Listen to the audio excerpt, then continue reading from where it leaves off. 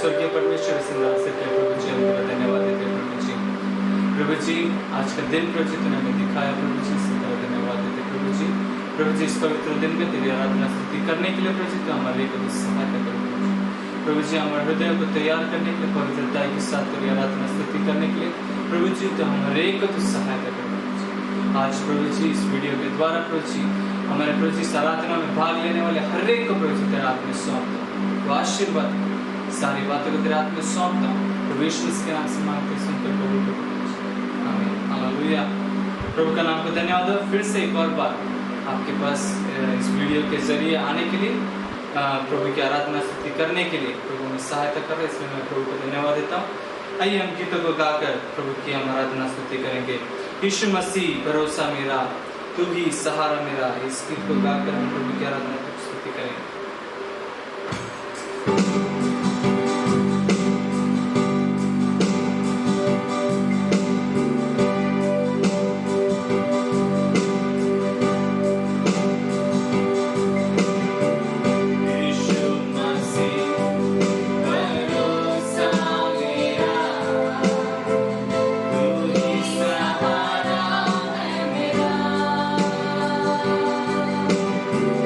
मुश्किल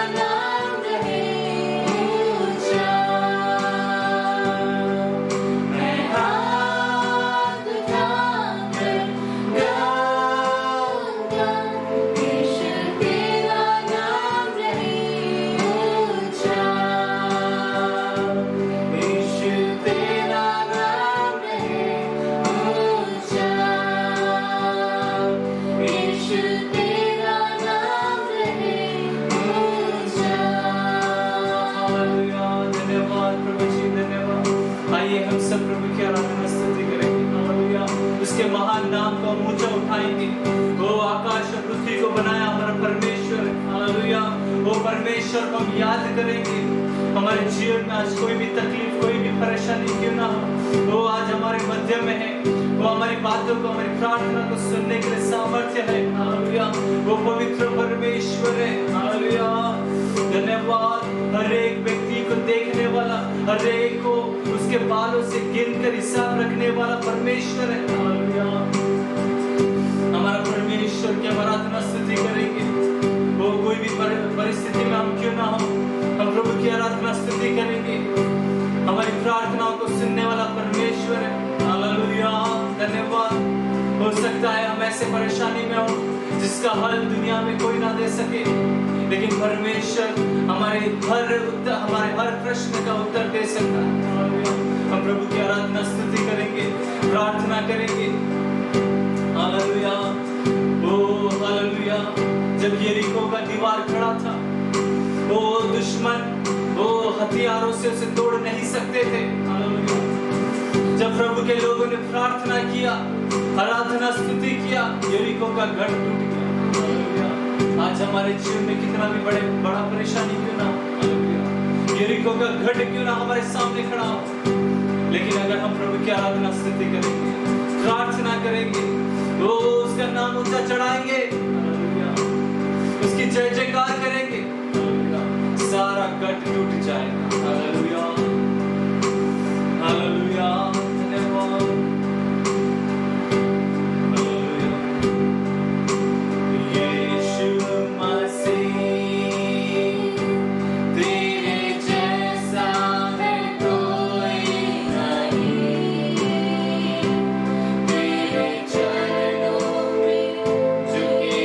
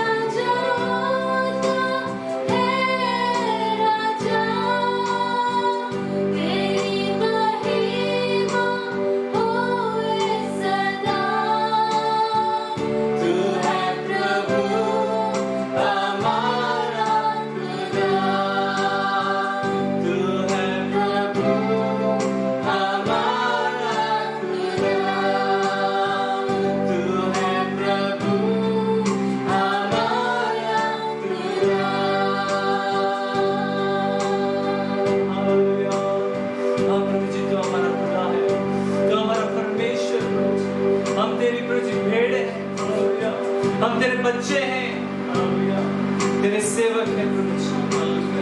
तेरे वचनों को मानने वाले लोगों को तूने कहा है तेरे दोस्त हैं।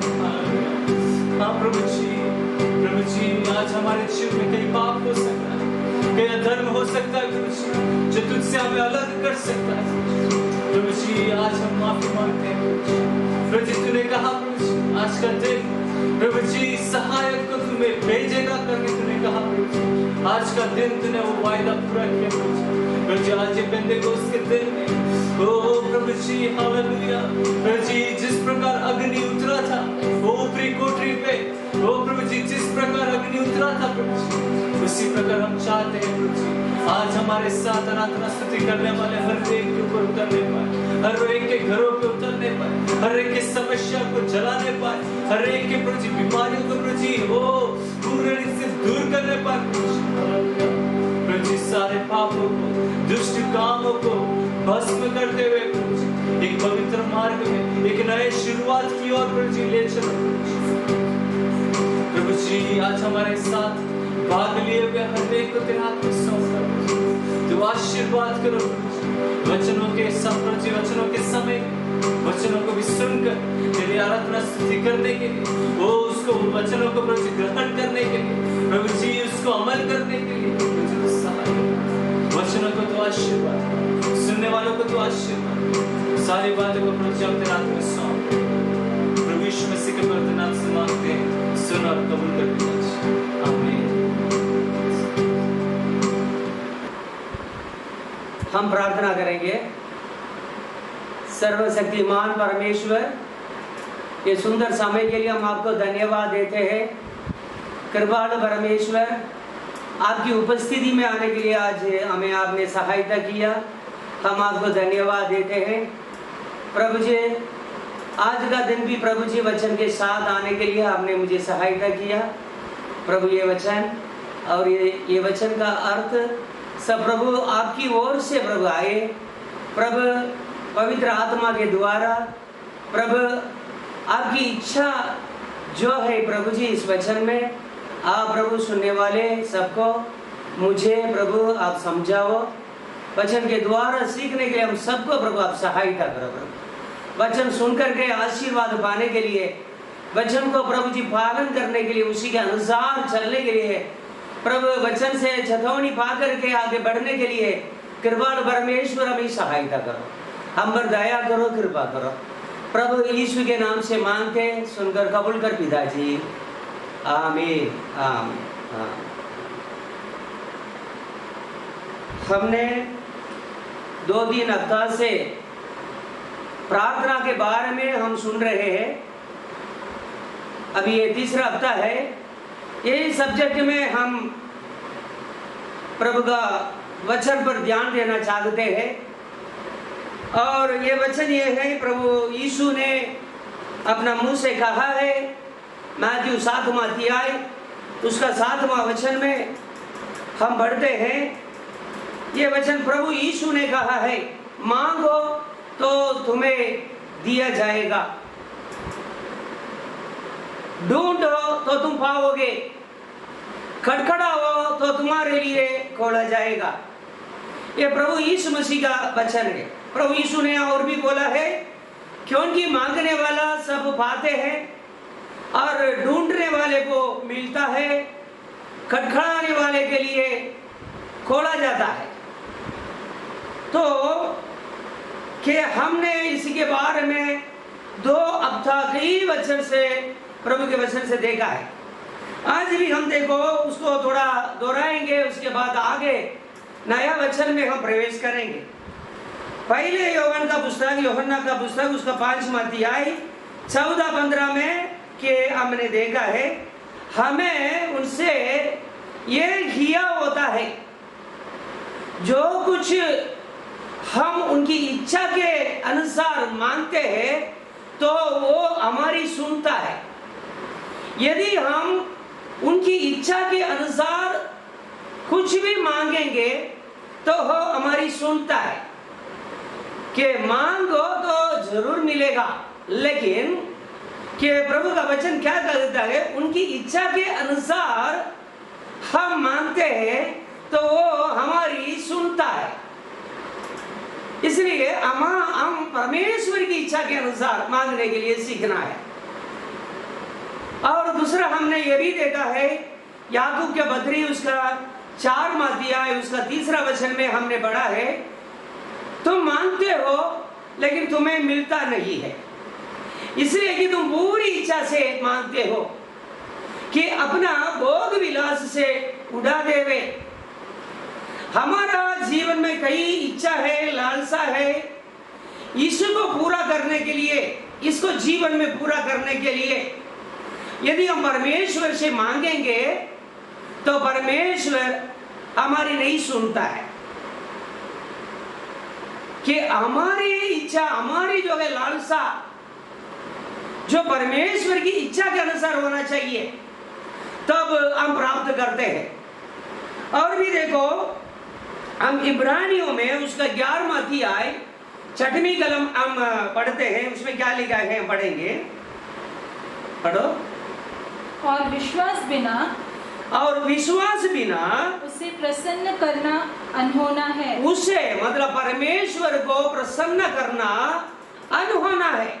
क्या लिखा है देखो, विश्वास बिना परमेश्वर को प्रसन्न करना अनहोना है।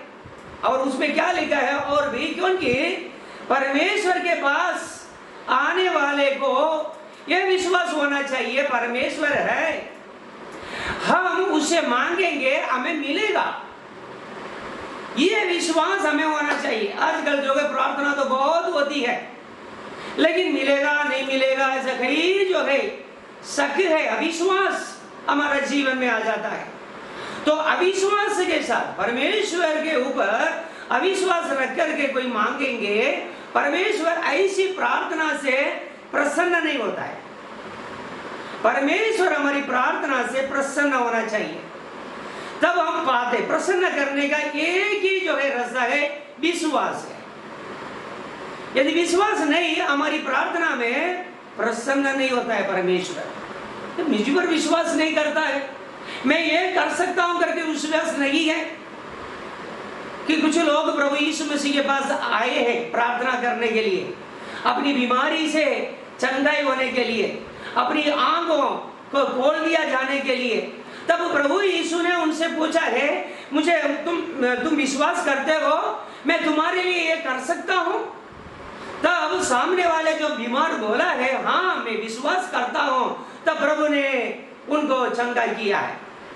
तो इसलिए प्रभु के पास आने वाले को यह विश्वास होना चाहिए, वो है अपने से मांगने वाले को वो देता है। और देखो, हम एक और वचन पढ़ेंगे, देखो 1-2 वचन पढ़ेंगे। याकूब की पत्री उसका पहले अध्याय 5 से हम 8 तक पढ़ेंगे। पढ़ो, पहले एक वचन करके पढ़ेंगे। पहले अध्याय उसका 5, 6, 7, 8 हम पढ़ेंगे। पर यदि तुम में से किसी को बुद्धि की घटी हो तो परमेश्वर से मांगे, वो परमेश्वर से मांगे। मतलब तुम में से किसी को बुद्धि की घटी हो, ज्ञान की घटी हो, समझ की घटी हो, हम परमेश्वर से मांगे। तो मतलब समझो, बुद्धि की घटी हो वो भी हम परमेश्वर से मांग सकते हैं। ऐसा नहीं कि नौकरी दो, अच्छा मकान दो, ये सब चाहिए, ये भी तो मांगते हैं। और कई चीज हम जरूरियात, आवश्यकता पूरा हम मांगते हैं परमेश्वर से। लेकिन ये भी मांग सकते हैं, किसी को बुद्धि की घटी हो, कमी हो, वो परमेश्वर से मांगे। जो बिना उल्हाना दिया सबको उदारता से देता है। देखो वो क्या है, क्या करता नहीं, उल्लंघना करता नहीं है, डांटता नहीं है, खंडन नहीं करता है, वो सबको उदारता से देता है। उदारता से उनको क्या कि ज्ञान की कमी नहीं वहां है, वो उदारता से देता है। और क्या लिखा है, पर विश्वास से मांगे। लेकिन विश्वास से मांगे, वो क्या है कि उदारता से देता है। जो मांगने वाला है उन सबको देता है। इसलिए हम परमेश्वर से हम मांग सकते हैं, वो डांटेगा नहीं है, गलत नहीं सोचेगा। हम परमेश्वर से मांग करके पाएंगे परमेश्वर हमारा नाम नहीं खराब करेगा, जाकर के दूसरों को नहीं बताएगा देखो कि ये मुझसे मांगा है मैंने दिया है करके। आजकल क्या होता है, कोई भी चीज हम किसी से पाते हैं कि मांगते हैं, जिससे मांगते हैं वो हमारा नाम भी खराब कर सकता है और 10 आदमी को बोल सकता है। देखो वो कठिनाई में हमसे मांगा, जरूरत में हर बार हमारा पास आया है, लेकिन परमेश्वर ऐसा नहीं, किसी को उलागना नहीं देता है, किसी को कुछ समझता नहीं, गलत नहीं समझता है, देते रहता उदारता से। कितना भी मांगेंगे, इसका उदार का मतलब क्या है, कितना बार भी हम उनसे मांगेंगे वो हमें देता है। और भी देखो वहां मांगने वाला विश्वास से मांगना चाहिए, यहाँ भी क्या लिखा है, विश्वास से मांगना चाहिए। और क्या लिखा है देखो, और कुछ संदेह ना करे, कोई भी अविश्वास नहीं करना चाहिए। और क्योंकि संदेह करने वाला, जो अविश्वास और संदेह करने वाला समुद्र की लहर के समान है, समुद्र के लहर के समान है, जो हवा से बहती, वो हवा से बहती है और उछलती है। वो उछलती है। अभी मतलब अविश्वासी कैसा है, जो संदेह करता है, प्रार्थना करता है लेकिन उसको अविश्वास है, वो समुद्र के लहर जैसा है। मतलब लहर का कोई ठिकाना नहीं है, वो इधर जाएगा उधर जाएगा, उसका क्या है कि उस पर भरोसा नहीं है, किस बात जाएगा। ऐसा जो लहर के बराबर नहीं होना चाहिए, हमें दृढ़ता चाहिए। हाँ मेरे प्रभु, मैं जो भी मांगता हूं वो मुझे देगा जरूर, ऐसा दृढ़ विश्वास से, हाँ पक्का विश्वास से यदि प्रभु से मांगेंगे प्रभु हमें देता है। हालेलुया। और बढ़िए, थोड़ा आगे बढ़ो। हाँ ऐसा मनुष्य यह ना समझे, मतलब ऐसा मनुष्य मतलब जो अविश्वास करने वाला मनुष्य, ये नहीं समझना है कि मुझे प्रभु से कुछ मिलेगा। हाँ मुझे प्रभु से कुछ मिलेगा करके नहीं समझना है। हाँ वो व्यक्ति दुच्छिता है। वो दुच्छिता मतलब क्या है, दो चित्त वाला है। मतलब दो चित्त है, दो मन है, मिलेगा परमेश्वर दे भी देगा नहीं भी देगा। दुच्छिता है मतलब दो चित्त है, दो मन है, दो मन से नहीं मांगना। मेरे प्रभु मुझे देगा, मैं परमेश्वर की इच्छा के अनुसार मैं मांगता हूं, मुझे विश्वास है परमेश्वर मुझे देगा, चाहे वो कुछ भी बात हो परमेश्वर जरूर हमें देगा। कोई भी भली वस्तु अपना प्रिय लोगों से वो रख नहीं छोड़ेगा। और आगे बढ़ो, उसमें क्या लिखा है, और अपनी सारी बातों में चंचल है। हाँ क्योंकि वो ऐसे लोग ये सारी बातों में चंचल है। किसी भी वचन में कोई भी वचन पढ़ेंगे वो वचन में भी उसको चंचल है, चंचलपन है, वो सही है गलत है, क्यों ऐसा लिखा है, हजारों सवाल है। हालेलुया। और क्या लिखा है, पढ़ो। दीन भाई अपने ऊंचे पद पर घमंड करे। हाँ चलो हम अभी छोड़ देंगे और थोड़ा आगे बढ़ेंगे कि देखो पहले सामुएल का पुस्तक में हम आएंगे। पहले सामुएल का पुस्तक उसका 12वां अध्याय उसका 23वीं कलम हम पढ़ेंगे। पहले सामुएल उसका 12वां अध्याय 23 आप पढ़ो। फिर यह मुझसे दूर हो कि मैं तुम्हारे लिए प्रार्थना करना छोड़कर यहोवा के विरुद्ध पापी ठहरूं। हालेलुया। मैं तो तुम्हें अच्छा और सीधा मार्ग दिखाना चाहता हूँ। कि सामुएल के बारे में आप सब जानते हैं। ये सामुएल इस्राएल देश का एक न्यायी था, वो भविष्यद्वक्ता भी था, वो याजक भी था, ऐसा एक बहुत बड़ा आदमी है। ये सामुएल ने कई वर्ष इस्राएल को न्याय किया है, वो राजा से बढ़कर था। वो यहाँ क्या बोलता है, फिर ये मुझसे दूर हो कि मैं तुम्हारे लिए प्रार्थना करना छोड़कर यहोवा के विरुद्ध पापी ठहरूं। वो क्या बोलता है, यदि मैं तुम्हारे लिए प्रार्थना नहीं करूंगा यहोवा के विरोध पापी ठहरूंगा। इसका मतलब तुम्हें इस्राएल लोग, तुम लोगों को मेरी प्रार्थना की जरूरत है। इस समय में मेरी प्रार्थना की जरूरत है। मैं जानता हूं यदि मैं तुम्हारे लिए प्रार्थना नहीं करूंगा तो यहोवा के सामने, परमेश्वर के सामने मैं पापी ठहरूंगा। देखो हमें विश्वास से प्रार्थना करना है। हम विश्वास नहीं करेंगे परमेश्वर को प्रसन्न नहीं कर सकता है, ये सब बात सही है। लेकिन जब प्रार्थना करते समय किसके लिए मांगना है? सिर्फ हमारा मित्र के लिए, हमारा परिवार के लिए, हमारा बच्चे के लिए, हमारा रिश्तेदार लोगों के लिए, हमारे पादरी के लिए, हमारे कलीसिया में आने वाले सबके लिए, ऐसा यहाँ नहीं लिखा है। यहाँ क्या लिखा है देखो, शामिल क्या बोलता है, ये मुझसे दूर हो कि मैं तुम्हारे लिए प्रार्थना करना छोड़कर यहोवा के विरोध पापी ठहरूं। मैं तो तुम्हें अच्छा और सीधा मार्ग दिखाता रहूंगा। शामिल बोलता है मैं तुम्हें क्या दिखाऊंगा? अच्छा मार्ग दिखाऊंगा और सीधा मार्ग दिखाता रहूंगा। ये है शामुएल की बात है। ये शामुएल कौन है? सामने खड़े रखने वाले इस्राएल लोग कौन है? ये इस्राएल लोग इस शामुएल प्रबोधक के पास, भविष्यद्वक्ता के पास, न्यायी के पास आकर के बोलते थे कि हमें एक राजा बनाओ, हम दूसरे लोगों के बराबर हमारे लिए एक राजा बना करके दो।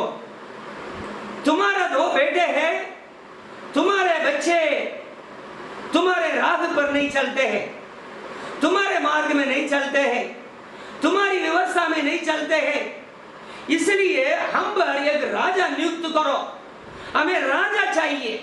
अब समझो इसी प्रकार कुछ लोग बोलते हैं, उनके लिए ये प्रार्थना करना चाहता है, उनका ही बच्चे के बारे में खराब बोलते हैं, उनका बच्चा नहीं चाहिए, हमें नहीं चाहिए, तुम्हारा बच्चा हमारा पर राज नहीं करना चाहिए, हमारे लिए दूसरे एक व्यक्ति को राजा बना करके दो, हमें तुम्हारा बच्चे नहीं चाहिए क्योंकि तुम्हारा जैसा नहीं है, तुम्हारी व्यवस्था में नहीं चलता है।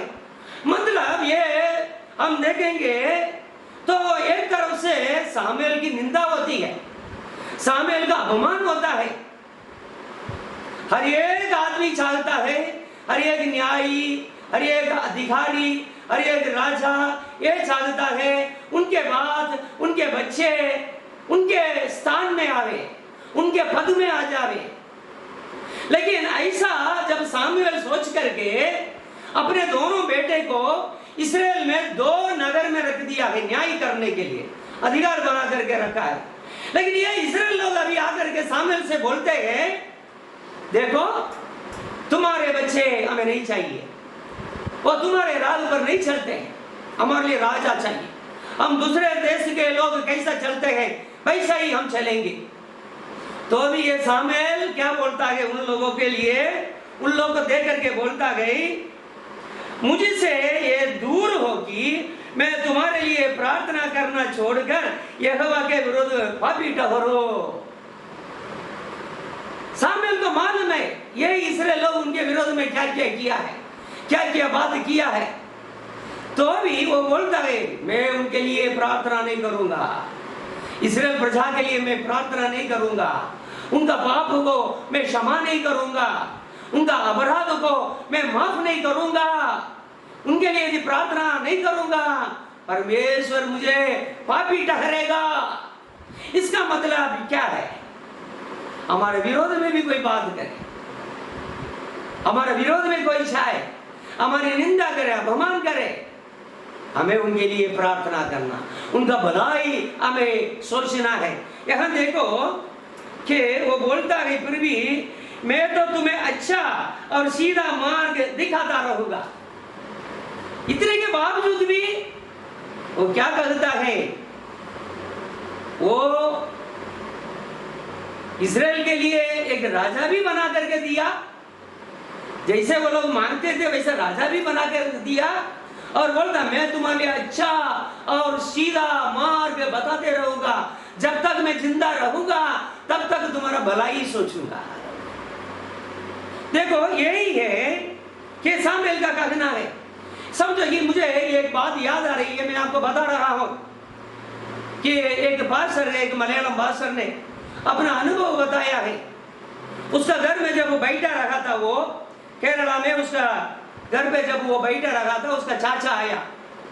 उसका चाचा मतलब उसका पापा का जो है छोटा भाई है, आकर से उससे चर्चा करने लगा। आखिर ये चाचा है, ये पादरी साहब को बोलता है तुम्हें एक बेटी है, ये सर्वनाश हो जाएगी, बस वो मर जाएगी, ऐसा उसको बहुत श्राप दिया है।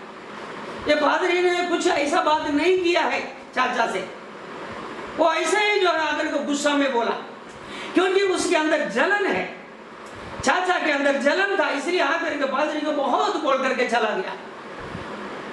ये चाचा जाने के पहले ये पादरी उनको बोला है, चाचा आपका 4 बेटे हैं, मैं आपके 4 बेटे को लिए प्रार्थना करता हूं, आपका 4 बेटे को परमेश्वर बहुत आशीर्वाद करेगा, मैं हमेशा प्रार्थना करता हूं और प्रार्थना करते रहूंगा, आपका 4 बेटे को लिए मैं हमेशा प्रार्थना करूंगा, देखो आपके 4 बेटे बहुत आशीर्वादित रहेंगे। तो चाचा ने थोड़ा सोच करके चला गया है। उसके बाद क्या हुआ है, ये चाचा के 4 बेटे, ये पादरी का छोटा भाई होते हैं, कि उनके कोई भी छोटी मोटी बातों के लिए ये पादरी के पास आते, भैया हमें ये बताओ, तुरंत वो पादरी साहब उनको बताता, कोई मदद चाहिए उनको दे देता था। कोई भी समय में कितना भी वो बिजी रहेगा, कितना भी व्यस्त रहेगा, ये चाचा के बेटे फोन करेंगे तो उठा करके बात करेगा। ये चाचा के 4 बेटे, ये पादरी साहब है, वो उनका भाई है, बड़ा भाई है, उनका बड़ा भाई नहीं समझते थे, उनका बाप समझ करके चलते थे। कुछ समय के बाद ऐसा निकल के गया, वो बहुत इज्जत देने लगा। इसका चाचा को ये समाचार मिला है, हर रोज समाचार मिलते रहेगा। देखो मैं तो उसकी बेटी को श्राप दिया है, वो मर जाए करके श्राप दिया है, लेकिन ये पादरी क्या करता है, मेरे 4 बेटे से वो प्रेम करता है, मेरे 4 बेटे कुछ भी उससे मांगते हैं वो तुरंत दे देता है। इसी प्रकार वो उनको मना दिया है। इसलिए यहां क्या लिखा है, देखो जहां हमारा विरोध करने वाले, हमारा विरोध बात करने वाले, हमें साप देने वाले, उनके लिए हम प्रार्थना करेंगे, दिन आएगा जो हमें श्राप दिया है, जो हमारा विरोध में चला है, वो हमारा प्रेमी बन जाएंगे, हमसे प्यार करेंगे। यहां देखो ये शामिल के बारे में हम यही पढ़ते हैं। इस्राएल लोग अभी शामिल को नहीं चाहते, शामिल का परिवार में उनके बच्चे को नहीं चाहते हैं, तो वे शामिल उनके लिए प्रार्थना करता है, उनके लिए अच्छा और सही मार्ग बताता है। इसलिए प्रभु के लोगों, प्रार्थना करना मतलब सिर्फ हमारे लोगों के लिए नहीं है, हमारा माता पिता के लिए, बच्चे के लिए, ऐसा नहीं होता है, सबके लिए प्रार्थना करना है। हालेलुया। यहाँ देखेंगे और एक वचन पढ़ेंगे इसका संबंधित कि भजन संहिता 64 उसका 18 वचन पढ़ेंगे। यदि वचन में लिखा, यदि मेरा मन में मैं अनर्थ विचारता, अनर्थ बात में सोचता, मेरा मन में, परमेश्वर मेरी प्रार्थना नहीं सुनेगा। यदि मेरा मन में मैं अनर्थ सोचता, परमेश्वर मेरी नहीं सुनता। हालेलुया। अनर्थ बात विश्वास के साथ मांगना है, भरोसा के साथ मांगना है, मांगते रहना है, और दूसरे के लिए भी, सबके लिए प्रार्थना करना है, हमारा विरोध करने वाले के लिए भी हमें प्रार्थना करना है।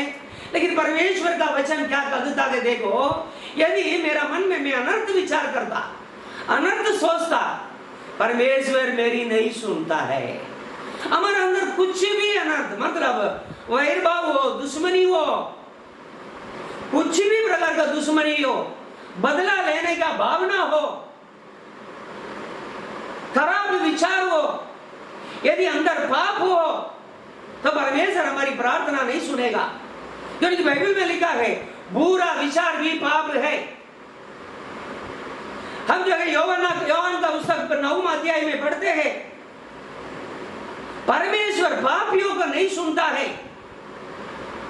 हमारे अंदर कोई भी अनर्थ विचार होता, वो अनर्थ विचार को लेकर के हम परमेश्वर के पास जाते, परमेश्वर हमारी नहीं सुनता। इसलिए प्रभु ने बोला यदि तुम जो है चर्च जाते हो, तुम्हारा भाई के बारे में कुछ तुम्हें ऐसा कोई कड़वी बात है, खराब बात है, विरोध है, तुम बेट को जो चढ़ाने के लिए आया बेट को वहां ही रख दो, वेदी के पास ही रख दो, मंदिर के अंदर ही रख दो और जाकर के तुम अपना भाई से मेल मिलाप करके यहाँ आओ, तभी तो तुम्हारी भेंट ग्रहण की जाएगा। इसलिए प्रभु के लोगों देखो, यदि मेरा मन में अनर्थ विचारता, अनर्थ मतलब कई प्रकार की बात होती है। कुछ लोग बोल सकते हैं मैं तो विचार नहीं करता, मैं तो झूठ नहीं बोलता, मैं तो गाली नहीं देता। अच्छी बात है, ये सब हमें करना ही चाहिए, ऐसा ही जीना तो चाहिए, ये सब नहीं करना चाहिए। मैं तो चोरी नहीं करता, कई प्रकार की अच्छी बात हमारा जीवन में हो सकता है। हमारा जीवन में विरोध होता, दुश्मनी होता, अच्छी बातों जानने के बाद भी हम दूसरे के बताते नहीं है। कोई गलत मार्ग में जा रहा है, उसका मार्ग सही नहीं है, हम उनको बोलने से वो सुधर सकता है, हम चुप रहते हैं, वो भी बहुत बड़ा पाप होता है। इसलिए सामुएल ने वहां क्या बोला है, मैं तुम्हें अच्छी और सही बात, आशीर्वाद के बाद तुम्हारे लिए जो सही है वो मैं बताते रहूंगा। यहां क्या लिखा है देखो, अनर्थ बात विचारता। कोई गड्ढा में जा रहा है, हमें मालूम है, हम बोलते हैं हमें क्या है भाई, उसका पप्पा ऐसा किया है, उसका खानदान पूरा ऐसा है, वो लोग ऐसे ही करते हैं, ये भी जाएगा कब गड्ढा में गिरेगा, ऐसा नहीं है। हमें उनको क्या है कि तुरंत जो है सूचना देना है, चेतावनी देना है। प्रभु के भक्त लोग ऐसे ही करते हैं। कि मैं जब नौकरी कर रहा था तब एक भाई है, वो हमेशा मेरा विरोधी करता है। हर बार मेरे बारे में दूसरे के सीनियर लोगों को, बड़े जो है जोनल मैनेजर, ऐसे बहुत बड़े बड़े हस्ती को, डायरेक्टर लोगों को कंप्लेंट करते रहता था। वो मेरा बाजू में बैठा करता था, लेकिन वो जो भी इंग्लिश में कुछ मैसेज लिखता, उसको बराबर इंग्लिश नहीं आता है, वो मेरे पास लेके आता है कि ये सही है राज साहब, ये सही है, इसी प्रकार मैंने लिखा है, ये सही है। तो मैंने ध्यान से उसको देख करके उसमें जो भी गलत है सब निकाल करके उसको परफेक्ट बना करके अच्छा से अच्छा एक मैसेज उसको बना के देता। तब मेरे मन में शैतान लेके आता है, देखो ऐसे बेचने दो ना, उसका नाम खराब हो जाए, हमेशा तुम्हारा विरोधी करता है, तुम्हारे बारे में चुगली गाता है, हमेशा फोन लेकर के तुम्हारा विरोध में जो है डायरेक्टर लोगों से बात करता है, ऐसा जान देना, ऐसा शैतान बीच में लेके आता। लेकिन मेरा विवेक कहता है ऐसा नहीं करने का है, वो मुझसे मदद मांगने के लिए आया है, जिस मदद उसको चाहिए उसको देना मेरा काम है। यदि मैं नहीं करूंगा परमेश्वर के सामने मैं दोषी ठहरूंगा, अपराधी ठहरूंगा। इसलिए मैं तुरंत उसको, उसके लिए टाइम लेकर के, मेरा काम को रोक करके, उसके वो जो है रिपोर्ट को देख करके, पढ़ करके, जहां जहां गलती है उसको निकाल करके, सुधार करके, अच्छा एक रिपोर्ट उसके तरफ से जाए, उसका अच्छा नाम हो है, ये मैं करता था। ये मुझे याद है, कई बार, एक बार नहीं, दो बार नहीं, कई बार वो मुझे आता था। थोड़ी देर के पहले ही मुझसे झगड़ा करके बैठा होगा, थोड़ी देर के बाद मेरे पास आएगा, साहब इसको ठीक करो ना, तो भी मैं करके देता था। इसलिए प्रभु के लोगों, यदि हम अपना मन में, हमारा मन में अनर्थ विचारते, खराब विचारते, बुरी बात सोचते, लेकिन परमेश्वर हमारी बात कभी नहीं सुनेगा, हमारा जो हमारी प्रार्थना ऊपर नहीं जाएगी। इसलिए यहां लिखा है, यहां देखेंगे हम और भी एक वचन पढ़ेंगे, एफिसियों का पुस्तक में आएंगे हम, एफिसियों का पुस्तक उसका 8वां अध्याय, उसका 18 वचन हम पढ़ेंगे। एफिसियों का पुस्तक उसका 8वां अध्याय 18 में क्या लिखा है, और हर समय और हर प्रकार से आत्मा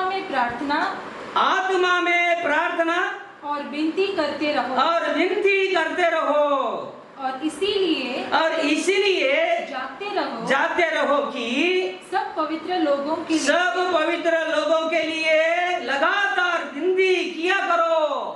यहाँ क्या लिखा है देखो, प्रभु के लोग इस बात को अच्छी तरह से जानना है, समझना है। आज वीडियो से देख रहे हैं, यहाँ क्या लिखा है देखो, प्रभु का वचन, हर समय और हर प्रकार से आत्मा में प्रार्थना करो और विनती करते रहो और इसलिए जागते रहो कि सब पवित्र लोगों के लिए लगातार विनती किया करो। यानी आत्मा में प्रार्थना और विनती करते रहो। इस आत्मा में क्यों ऐसा करने का? हालेलुया। यदि आत्मा में प्रार्थना करेंगे, प्रार्थना में कहीं विचार नहीं आएगा। हमारा आत्मा परमेश्वर के पवित्र आत्मा से, परमेश्वर का दिया हुआ आत्मा से मिल जाता है। हम जागते रहेंगे, हम प्रार्थना करते करते थकेंगे नहीं कभी। अभी 1.5 घंटा प्रार्थना किया, फिर भी जाकर के प्रार्थना करने के लिए एक मन आएगा, क्योंकि परमेश्वर का पवित्र आत्मा जो हमारे अंदर रहता गई, प्रार्थना के लिए हमें जगाते रहेगा। समझो कि ऐसा है कि आजकल जो है कि मोबाइल में हमारा अपना इंटरनेट रखते हैं, किसी जगह में हम सब्सक्राइब कर दिया, वो लोग कुछ भी मैसेज डालेंगे हमारा मोबाइल में आ जाएगा, आते रहेगा क्योंकि सब्सक्राइब कर दिया। ऐसा ही है, कोई भी प्रार्थना का एक विषय हमें मिलेगा और यदि हमारा जीवन में कुछ प्रार्थना का विषय हो, तुरंत हमारा अंदर ही अंदर एक उत्साह और प्रेरणा आएगा, तुरंत हमें जो है परमेश्वर को ये पहुंचाए। धन्यवाद और स्तुति के साथ परमेश्वर के सन्मुख में पहुंचाए। ये प्रार्थना पहुंचना चाहिए। कभी हम सुनते हैं हमारे भाइयों या कोई दुनिया में कोई समस्या हुई है या देश में कुछ बात हुई, हमें ऐसे एक प्रेरणा मिलेगा, हम तुरंत पहुंचाते हैं। इसलिए यहाँ लिखा है कि हर समय और के हर प्रकार से आत्मा में प्रार्थना और विनती करते रहो। समझो, उसको हम इंग्लिश में थोड़ा देखेंगे तो कि praying at all times in the spirit, ऐसा लिखा है। ऑल टाइम्स, हमेशा। प्रभु यीशु ने बोला जागते रहो और प्रार्थना करते रहो। हमेशा प्रार्थना के लिए हम जागते रहे, जागरूक रहे। यहाँ क्या लिखा है देखो, praying at all times in the spirit with all prayer and supplication. वो स्पिरिट में प्रार्थना करना है, आत्मा में। यदि आत्मा में हम प्रार्थना नहीं करेंगे, प्रार्थना में 5 मिनट में 10 मिनट में थक जाए, उठने के लिए मन आ जाएगा। और नंबर 2 है, दूसरी बात है कि क्या है, हमें एक उत्साह आते रहेगा। हमेशा प्रार्थना करने के लिए एक आशा हमारा जीवन में होगा।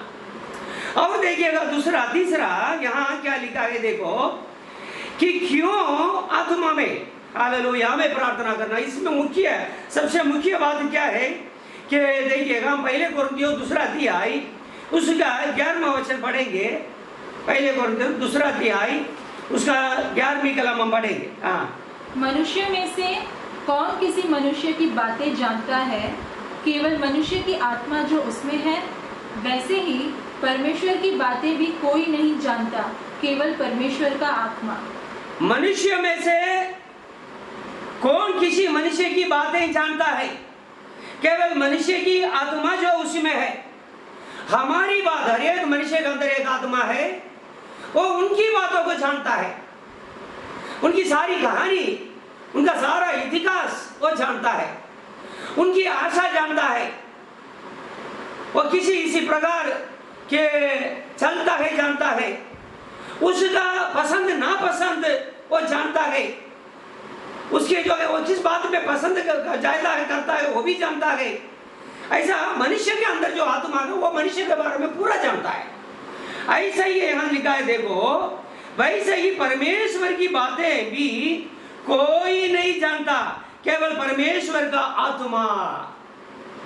परमेश्वर का आत्मा परमेश्वर की सारी बातें जानता है। परमेश्वर किस प्रकार हमें चलना चाहता है, परमेश्वर की आशा है किस प्रकार परमेश्वर के सन्मुख में कि प्रार्थना आनी चाहिए वो भी जानता है। परमेश्वर की इच्छा क्या है वो भी जानता है। परमेश्वर ने हमारे लिए क्या क्या रखा है ये भी परमेश्वर का आत्मा जानता है।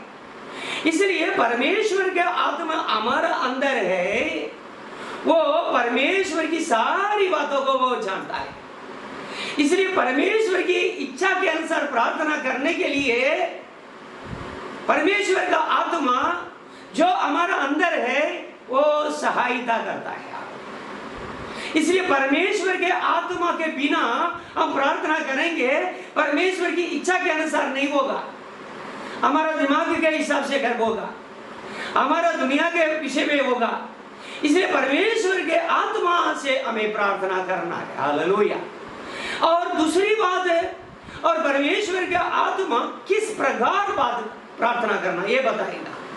और यहां लिखा है आग भर करके वेदना से परमेश्वर का आत्मा जो हमारा अंदर है वो परमेश्वर से विनती करता है। एक विषय का गंभीरता है, इसका गौरव क्या है, उसका महत्व क्या है, किसी प्रकार परमेश्वर के यहाँ उपस्थित करना है, ये सब परमेश्वर का आत्मा को मालूम है। इसलिए परमेश्वर का आत्मा से हमें प्रार्थना करना है, हर समय प्रार्थना करना है। और यहाँ क्या लिखा है देखो कि और भी क्या लिखा है देखो, हर प्रकार से आत्मा में प्रार्थना करना। हालेलुया। मतलब हर प्रकार, मतलब यहाँ हर विषय के लिए, छोटी बात बड़ी बात सारी बातों को हम परमेश्वर के सन्मुख में बोल सकते हैं। हालेलुया। और यहाँ लिखा है और विनती करते रहो कि और इसीलिए जागते रहो कि सब पवित्र लोगों के लिए लगातार विनती किया करो। सारे पवित्र लोगों के लिए, विश्वासियों के लिए ये सलाह मिल रहा है, केवल सेवक लोगों के लिए नहीं, पादरी लोगों के लिए नहीं। हमारा कर्तव्य क्या है, हमारा जो फर्ज क्या है, हमारी जवाबदारी क्या है, हमारा सहा विश्वासी के लिए, जो मंडली के जितने विश्वासी और उनका परिवार है, पवित्र लोग हैं, उनके लिए हमें विनती करना है परमेश्वर के लिए, परमेश्वर के साथ, और उनके लिए धन्यवाद देना है। हालेलुया। इसलिए प्रभु के लोगों, प्रार्थना बहुत महत्वपूर्ण है। इसलिए ये पवित्र आत्मा से प्रार्थना करने से कि परमेश्वर प्रसन्न होता है, क्योंकि उनको ही पवित्र आत्मा जो उनका परमेश्वर का आत्मा जो हमारा अंदर परमेश्वर ने दिया है, उनका आत्मा से वही जानता है किसी प्रकार प्रार्थना करना है। और हम एक वचन और पढ़ेंगे, एक व्यक्ति का प्रार्थना है बाइबल में, वो हम थोड़ा पढ़ करके उसके बाद हम समाप्त कर लेंगे। 139 भजन संगीता उसका 23 और 24 हम पढ़ेंगे। 139 भजन संगीता उसका 23 और 24 हम पढ़ेंगे। जल्दी पढ़ो। हे ईश्वर, मुझे जांच कर जान ले, मुझे परख कर मेरी चिंताओं को जान ले, वो मेरी चिंताओं को जान ले, और देख कि मुझ में कोई बुरी चाल है, वो मुझी में कोई बुरी चाल है कि नहीं, और अनंत के मार्ग में, अनंत का मार्ग में मेरी अगुवाई कर। देखो, इसको लिखने वाला, इस प्रार्थना को करने वाला के दाऊद राजा है, एक बड़ा भक्त है। वो क्या लिख रहा है कि देखो, हे परमेश्वर, मुझे जांच कर जान ले, कि मुझे परख कर मेरी चिंताओं को जान ले। क्या इसको मालूम नहीं है इसकी चिंता क्या है, इसके अंदर क्या चल रहा है, क्या इसको मालूम नहीं है? मनुष्य अपने बारे में खुद को जांचेगा, वो हर बात में सही निकलेगा, अपनी भूल को वो पहचान नहीं सकता है। इस दुनिया में कोई भी ऐसा आदमी है, कोई ऐसा आदमी नहीं है कि जो अपनी सारी भूल चूकों को, अपनी गलतियां को पहचान लिया हो। उनका नजर में वो हमेशा सही है। इसलिए कि नीति वचन में हम पढ़ते हैं, मनुष्य को उनका मार्ग सब अच्छा ही जान पड़ता है। लेकिन परमेश्वर हमारा हर एक काम को तोड़ता है। इसलिए हमारा काम कितना के खराब है सही है करके एक एक करके तोड़ करके जानने वाला परमेश्वर ही हमारी सारी बातों को हमसे ज्यादा जान सकता है। ये मर्म है, ये सही बात है। इसको भक्त दाऊद जान लिया है, इसलिए वो परमेश्वर से विनती करता है कि हे परमेश्वर मुझे जांच कर जान ले, मुझे परख कर मेरी चिंताओं को जान ले। और बोलता है और देख कि मुझ में कोई बुरी चाल है कि नहीं, और अनंत के मार्ग में मेरी अगुवाई कर। समझो कि उसका जांच में नहीं आया है, वो अच्छा ही समझ करके चलता है। उसको मालूम है परमेश्वर मुझे जांचेगा, मुझे बताएगा, वो सही होएगा और उसी के अनुसार मैं चल सकता हूं। वो जान करके मुझे बताएगा तो उसी के अनुसार मैं चलूंगा, तो वो अनंत मार्ग में वो रहता है और उसका अंत है अनंत जीवन है। इसलिए वो परमेश्वर से विनती करे। इसके अंदर एक डर है, ऐसा ना हो मैं जिंदगी पूरा मैं अच्छा हूं, सही हूं, मैं सत्य हूं, मेरे जैसा वो कोई सही नहीं है, इसी प्रकार में चलते रहूं। आज मनुष्य पूरा ऐसे ही है।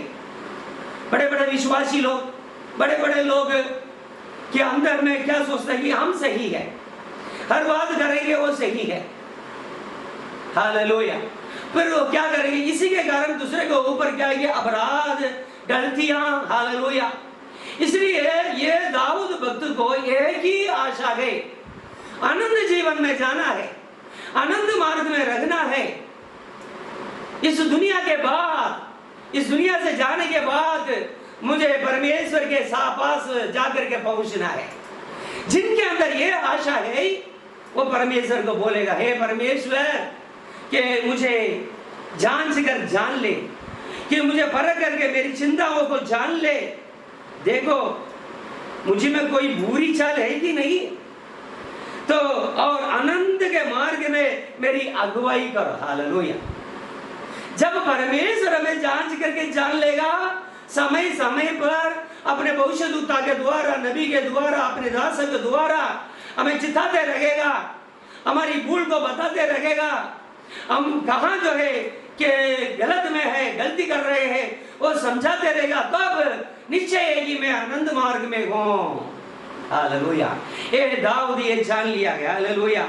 इसलिए वो बोलते ये बात, ये इसी प्रकार की प्रार्थना सब लोग नहीं कर सकते हैं, इसके लिए एक डेयरिंग चाहिए। हालेलुया। हम समझना, अभी दाऊद इसी प्रकार प्रार्थना किया है और दूसरी बात है उसका अंदर जो है थोड़ा थोड़ा पता तो है, इसका मंदिर जो है वो जो चाहता है वो कर नहीं पाता है। जैसे पौल प्रेरित बोलता है मैं जो चाहता हूं वो नहीं कर पाता, मैं जिसे नहीं चाहता हूं वो कर देता। ऐसे ये दाऊद का जीवन में कई प्रकार की बात अनुभव है, इसलिए वो ये सारी जवाबदारी परमेश्वर को दे देता है। हालेलुया। परमेश्वर तुम मुझे जांच लो। हालेलुया। मुझे जान लो, मेरे अंदर कोई भी गलती हो आप मुझे बताओ, मैं सही करने के लिए, सुधार करने के लाने के लिए मैं तैयार हूं। यही तो प्रार्थना है। इसके कारण उसको बहुत कीमत चुकाना पड़ा। दाऊद को कई बड़ा मूल्य इसके लिए चुकाना पड़ा। मेरे पास टाइम नहीं है, मैं थोड़ा थोड़ा जो है बाइबल खोले बिखरी में थोड़ा बताऊंगा। इस प्रार्थना जब दाऊद ने परमेश्वर से किया है तब परमेश्वर ने सही तरफ से उसको बता दिया है, ये बेटा तेरे अंदर ये समस्या है, तुम्हारा अंदर भी विचार है, तुम हत्या भी कर सकते हो, तुम मेरा भक्त तो है, मेरे लिए बड़ा बड़ा काम किया है, मैंने तुम्हें राजा भी बनाया है, सब कुछ सही है, तुम्हारे अंदर भी विचार है, तुम्हारी आंख सही नहीं है, तुम सही तरफ से देखता नहीं है, तुम्हारे अंदर लालच है, अभिलाषा, गलत अभिलाषा है, तुम जो है हत्या भी कर सकता है, तुम अपना मित्र को भी हत्या कर सकता है, तुम्हारे अंदर घमंड है। सारी बात परमेश्वर ने दाऊद को बता दिया है। एक बार जब परमेश्वर दाऊद को बताया वो सुधार लाया है, वो घमंड नहीं किया है। एक बात मैं बताऊंगा, जब एक बार ऐसा हुआ था, अम्मोनियों के साथ लड़ाई चल रही थी, दाऊद ने अपना सेनापति के योआब को अम्मोनियों के साथ लड़ाई करने के लिए भेज दिया। उसकी सेना पूरा भेज दिया उसके साथ। ये अपना महल में सो रहा था, शाम का समय में नींद से उठा, अपना महल के छत पर गया, ऐसा जाकर के वो टहल रहा था। उसी समय में उसके नीचे एक जगह में एक स्त्री नहा रही थी, तो तुरंत उसकी आंख वहां गई है। नहाने वाली स्त्री है, वो भी तो उसकी प्रजा है, उसका मिलिट्री में, उसका आर्मी में एक बड़ा ऑफिसर की पत्नी है, वो नहा रही है, बहुत बड़ी सुंदर है, सुंदर स्त्री है। इसकी आंख उसमें पड़ा है, तुरंत उसने उसको बुलाया है और उसके साथ गलत काम किया है, तो उसकी आंख वहां गई है। समझो कि ऑफिसर लोगों की पत्नियां जो है खुलेआम खुले जगह में नहाती है, तो एक राजा को क्या करना चाहिए? अरे इतने बड़े ऑफिसर लोग का पत्नियां को लिए भी मैंने कुछ व्यवस्था करके नहीं दिया है, चलो उनके लिए अच्छा ये लोग बाहर नहाए नहीं, अंदर नहाए, इसके लिए सगवड़ करके सुविधा करके देने का जवाबदारी इसका है। लेकिन देखो उसका अंदर की बात क्या है, अंदर जो है वही बाहर आ जाता है। इसलिए देखो उसने उसके साथ कुकर्म किया है। परमेश्वर ने उसको बताया है, तेरे अंदर इसी प्रकार का कुकर्म करने का आदत है। और साथ साथ कि उसने और भी क्या किया है, उसका पति उरिया को वो लड़ाई में अम्मोनियों के हाथ से मरवा डाला है। देखो दो बात उसने किया है, एक क्या है, व्यभिचार किया है, लालच किया है, उसका पति को मरवा डाला है। तो इसके अंदर हत्या भी है, हत्या करने की आदत भी है, अंदर अंदर है। उसने क्या है कि परमेश्वर से मांगा है, ये परमेश्वर मुझे जांच कर जान ले, मुझे परख कर मेरी चिंताओं को जान ले। ऐसा कौन प्रार्थना करेगा? परमेश्वर जब इसको परख करके उसका आंख के सामने उसका पाप क्या है, उसके अंदर क्या है करके रखा, तब वो रोने लगा है, वो माफ मांगने लगा है, बहुत वेदना उसका जीवन में आया है। और देखो और बोलता है, देख कि मुझ में कोई बुरी चाल है कि नहीं, और आनंद के मार्ग में मेरी अगुवाई कर। जब तक बुरी चाल उसके जीवन में रहेगा, व्यभिचार रहेगा, हत्या का आदत रहेगा, हालेलुया, वो स्वर्ग में नहीं जा सकता है। इस दुनिया में अच्छा एक भक्ति हो सकता है, सबके सामने अच्छा रह सकता है, सब लोग दाऊद राजा को तारीफ कर सकता है, लेकिन जब उसकी बुराई बाहर आया, उसका खराबी बाहर आया, उसका निंदा भी हुआ है, अपमान भी हुआ है, लेकिन प्रभु परमेश्वर उसको संभाला है, क्योंकि उसका मन अंदर की जो है बात है, खेद है, वेदना है, मेरे अंदर कुछ बात तो है, मैं परमेश्वर से बोलूं, परमेश्वर मुझे बताए। हालेलुया। और एक बार ऐसा हुआ है, ये सब घटनाएं घटने के बाद उसने अपना सेनापति को बुलाया है, बुला करके बोला है, मेरे देश में कितने लोग हैं, कितने इस्राएली लोग हैं, कितने यहूदी लोग हैं, तुम जाओ मेरा देश का गिनती करके मेरे पास हिसाब लाओ।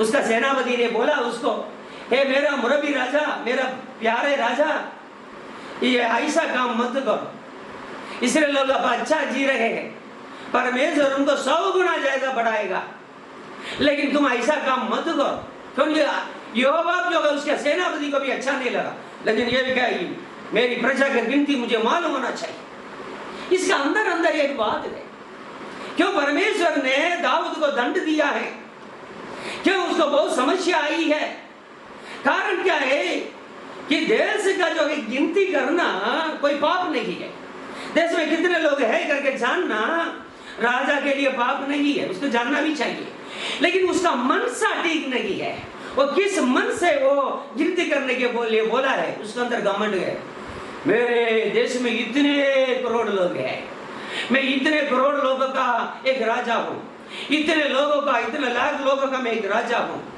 ऐसे उसके अंदर एक घमंड आया है, इसके कारण परमेश्वर उसको दंड भी दिया है। लेकिन उसी के अंदर की बात, अंदर की जो है भावना है, उसको बता दिया है। हालेलुया। इसलिए प्रभु के लोगों कि हमने यहाँ देखा क्या है, हालेलुया, कि प्रभु की इच्छा के अनुसार प्रार्थना करना है। दाऊद भी परमेश्वर की इच्छा के अनुसार प्रार्थना किया है, परमेश्वर को अच्छा लगा है। दाऊद को इसी प्रार्थना के कारण बहुत मूल्य चुकाना पड़ा है। तो भी दाऊद के बारे में हम आखिर पढ़ते हैं, वो अपना पलंग में एकदम वृद्ध होकर के सारे धन संपत्ति माल मिलकर सब कमा करके अपना घाट में शांति से मरा है करके हम पढ़ते। हालेलुया। उसी के बाद भी परमेश्वर तो उसके बारे में बोलता, मेरा हृदय के अनुसार चलने वाला एक भक्त है करके। और भी जो है परमेश्वर उसको एक वचन देता है, हे दाऊद, मैं तेरा घर सदा बनाए रखूंगा। वो इसी प्रार्थना किया है। परमेश्वर ने सारी भूल को, सारा पाप को, उसका अंदर की सारी बातों को तुम क्या क्या कर सकता है करके बताया है। इसके कारण परमेश्वर हालेलुया उसको छोड़ नहीं दिया है, फिर भी वो अपना स्थान में खड़ा किया है। हालेलुया। इसलिए प्रभु के लोगों, हालेलुया, हम भजन संगीता दूसरा अध्याय 11वां वचन पढ़ेंगे तो उसमें ऐसा हम पाते हैं कि डर के साथ प्रभु की उपासना करो और कांपते हुए मगन हो, पुत्र को चूमो, ऐसा ना हो कि मार्ग में तुम नष्ट हो जाए। पुत्र को चूमो मतलब पुत्र से प्रेम करो, मतलब परमेश्वर के वचन के अनुसार चलो। हालेलुया। प्रार्थना में भी हमें परमेश्वर की इच्छा है जताना है। परमेश्वर की इच्छा के अनुसार हम प्रार्थना करेंगे, हमारा जीवन में हालेलुया हर बात में हम सफलता प्राप्त करेंगे। हालेलुया। इसलिए प्रिय लोगों, आज मैं मेरा वचन से मैं समाप्त करना चाहता। ये वीडियो से हम बताने के कारण उसी के भी एक के सीमा होता है। हालेलुया। प्रभु के लोगों, हालेलुया, हम अपना जीवन में जब प्रार्थना करेंगे, प्रभु की इच्छा के अनुसार प्रार्थना करेंगे, पवित्र आत्मा से होकर के प्रभु से हम प्रार्थना करेंगे। आत्मा परमेश्वर की इच्छा क्या है हमें बताते रहेगा। हर एक प्रार्थना का महत्व है, किस विषय के लिए हम प्रार्थना करते हैं इसका महत्व है, पवित्र आत्मा हमें बताएगा। महत्व जान करके कि कभी ऐसा होता है, किस बात के लिए हम प्रार्थना करते हैं, पवित्र आत्मा के द्वारा हम प्रार्थना करेंगे, हमारे अंदर दुख बढ़ता है, कभी आंसू आ जाता है, हमारा जीवन में वेदना आता है। मतलब उसी बात का गौरव और गंभीरता वो पवित्र आत्मा में समझाता है। इसी प्रकार हमें प्रार्थना करना है। हालेलुया। परमेश्वर हालेलुया के साथ प्रार्थना करने वाले को विश्वास होना चाहिए। परमेश्वर जो भी के हम मांगते हैं वो हमें प्रदान करता है, हमें देता है एक करके। हालेलुया। विश्वास बिना परमेश्वर को कोई प्रसन्न नहीं कर सकता है। परमेश्वर प्रार्थना में, हमारी प्रार्थना में प्रभु प्रसन्न नहीं होता है, परमेश्वर हमारी प्रार्थना नहीं सुनता है। हालेलुया। इसलिए प्रभु के लोगों, हम सब हालेलुया अपनी आंख बंद करें, हम प्रार्थना करें। हालेलुया। हालेलुया। धन्यवाद प्रभु। सब प्रार्थना करेंगे। Hallelujah Jesus. प्रभु ने हमें जो वचन दिया है, इन वचनों को हम एक बार उसको दोहराएंगे, अपना मन में लाएंगे। प्रभु ने बोला कि मांगो तो तुम्हें मिलेगा। मांगने वाले विश्वास से मांगे, परमेश्वर की इच्छा समझ करके मांगे, बुरी इच्छा से ना मांगे, कुछ गलत बात में संभालने के लिए ना मांगे, नहीं मिलेगा। Glory Jesus. यहां तक कि दाऊद की प्रार्थना है कुछ अलग तौर से है। वो परमेश्वर से सोना चांदी नहीं मांगता है, दीर्घायु नहीं मांगता है, और कोई चीज नहीं मांगता है। लेकिन ये मांगता है कि परमेश्वर मुझे जांच लो, मुझे बराबर जान लो, मेरे अंदर पिताजी कोई बुरी बात है, अनर्थ बात है, इसे मुझे समझाओ प्रभु, मुझे अनंत मार्ग में मुझे ले जाओ प्रभु। उसको मालूम है जब कोई बुरी बात होती, कोई अनर्थ बात होता है उसके अंदर, परमेश्वर उसकी प्रार्थना नहीं सुनेगा और ऊपर से आनंद मार्ग में वो रह नहीं सकता है।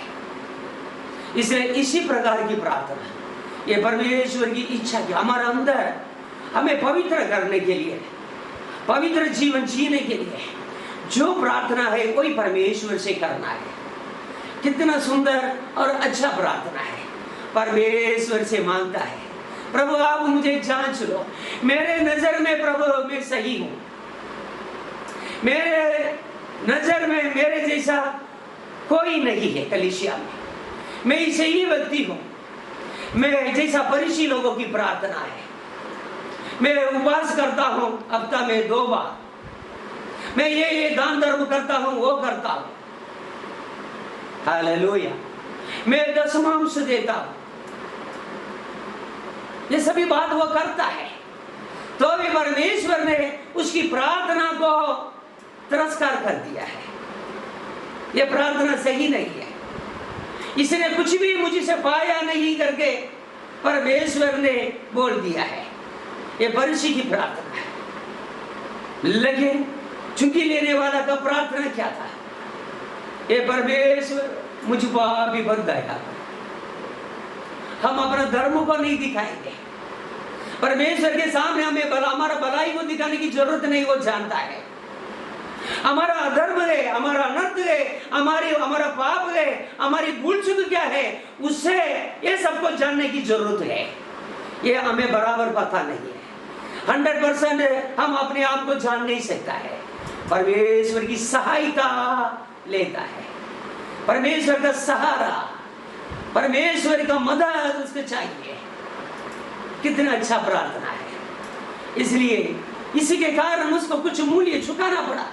परमेश्वर ने हर एक उसका पाप को, घमंड को, सबको उसके सामने रखा है। भले उसके कारण उसका नाम तो खराब हुआ है, वो गिरने वाला था, परमेश्वर ने संभाल लिया है, क्योंकि उसका मन की आशा क्या है? आनंद मार्ग में हमेशा रहना है, आनंद जीवन पाना है। इस दुनिया का हमारा जीवन थोड़ा दिन का है, इसी के बाद ये यात्रा को, ये सफर का मैं पूरा करके परमेश्वर के पास मुझे जाना है।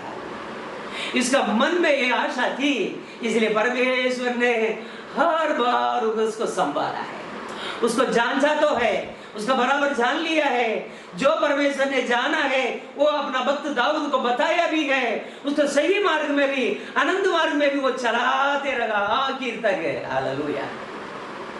इसलिए प्रभु के पवित्र लोगों, हम ये सारी बातों को मन में रखकर हम परमेश्वर से प्रार्थना करें। हम सब आंख बंद करें, आइए हम प्रार्थना करें। सर्वशक्तिमान प्रभु परमेश्वर, ये सुंदर समय के लिए पिताजी हम धन्यवाद देते हैं। आज का दिन आपका पवित्र सन्मुख में आने के लिए पिताजी आज हमें सहायता किया। जो वचन प्रभु मैंने सुनाया है प्रभु, वो मेरे जीवन में भी है प्रभु, प्रभु सुनने वाले के जीवन में भी है प्रभु। प्रभु सब प्रभु इसके द्वारा आशीर्वाद पाए प्रभु। कोई भी प्रभु से अपना प्रभु भूल चूक को छिपाए नहीं प्रभु। प्रभु नीति वचन में हम बढ़ते हैं प्रभु, जो अपना अपराधों को छिपाएगा उसका काम सफल नहीं होगा। जो उसको प्रकट करेगा, अंगीकार करेगा, उसको छोड़ देगा, उस पर करुणा की जाएगी, उस पर दया की जाएगी। इसलिए प्रभु जी, अब कोई भी ये वचन सुनने वाला प्रभु जी अपना अपराधों को अंदर अंदर छिपा के ना रखे, उसको प्रकट करे, वचन को मान ले, आपके सामने अंगीकार करे और सबको हमेशा के लिए छोड़ दे प्रभु। आपसे दया पाए, आपसे कृपा पाए, आपसे करुणा पाए। ईश्वर राजा, हम प्रार्थना करते हैं सबको पिताजी आशीर्वाद करें। हालेलुया। आपकी कृपा दया हम सब पर बने रहे पिताजी। प्रभु यीशु के नाम से मांगते हैं, सुनकर कबूल कर पिताजी। आमीन आमीन। हमारा पिता परमेश्वर का प्रेम, प्रभु यीशु मसीह का कृपा, पवित्र आत्मा का सहभागिता हमारे के साथ हमेशा हमेशा बना रहे। आमीन।